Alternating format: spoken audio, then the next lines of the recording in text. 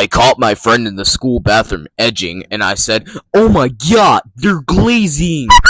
When I was in 5th grade, I told my teachers that exams could jingle my ball, so she gave me a hard detention.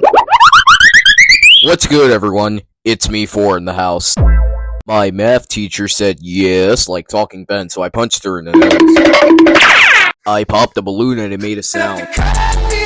I was watching a Lanky Box video until I caught them rizzing up men. When I was about 5 years old, my uncle told me to go into the bathroom to make a cream pie for him, so he started moaning on it.